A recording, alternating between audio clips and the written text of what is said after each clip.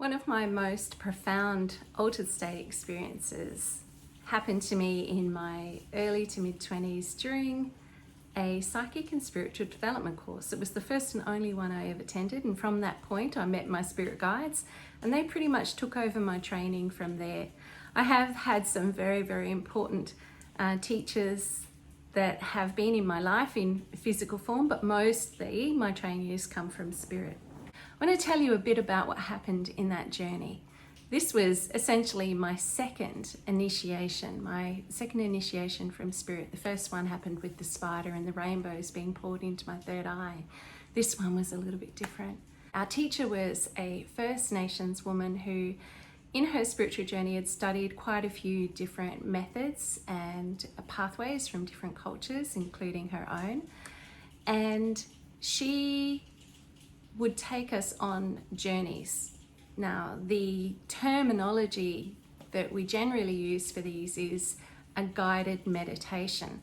But if you get into a slightly altered state and there's a certain structure to that guided meditation, it becomes what we call a spirit journey, a shamanic journey, a visionary journey, a spirit medicine journey. And this is what I teach my students to do. It's what I think of as conscious dreaming. It's how to dream when you're awake. There was one particular night where none of the other students could make it for some reason. It was all sort of last minute cancellations. And so I was the only person that turned up that night. The teacher took me on a journey, and not far into that process, I started having this strange experience, which is a classic altered state experience. And that was that a fraction of a second before she described what was happening as the person leading the journey, I was seeing it already. I was hearing it already. So it was a strange sort of sense that her voice coming a fraction of a second after what I was seeing and experiencing was kind of echoing my experience. Now, one of the differences between an ordinary guided meditation and a meditation that has a bit of spirit medicine in it is that the person leading the meditation is not running off a script. They are, you could say, making it up as they go along, but they're making it up on the basis of the visionary experiences that they're having, the dream that they're having.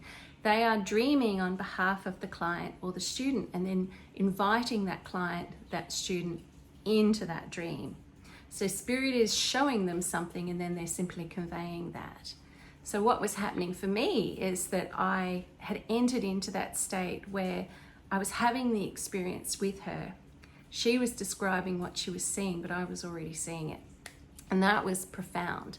And as a young student at the beginning of her journey, I'd never experienced anything like that, and it pretty much blew my mind. And it blew my mind in a way where I broke into 3 separate parts of myself. But that's a story for another time. That's a story I'm going to tell you in module 3 about 3 different selves. So stay tuned for that one. We're going to skip over that section and arrive at the bit where I was on a mountain in my inner world, in the visionary experience, and I was told to look down the side of the mountain and I would see my past lives, and I did. And I could see that in each of my past lives, I had been a healer, a helper of some kind. And I was also taken down into the belly of the earth. I was taken through tunnels and caverns and deep down into the belly of the earth. And waiting for me there was Gaia, Mother Nature. And she greeted me and she pushed crystal shards into the palms of my hands.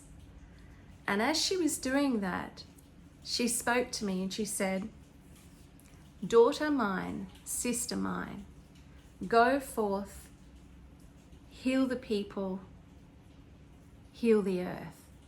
And there was more to it than that, but I can't remember it off the top of my head. I'm going to see if I can search and find that poem, because to me it was like a poem, and I will share it with you in this module.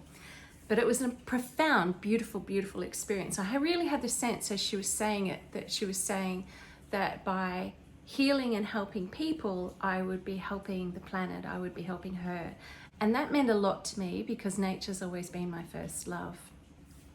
So that was my second initiatory experience. First was my third eye, and the second was my hand chakras.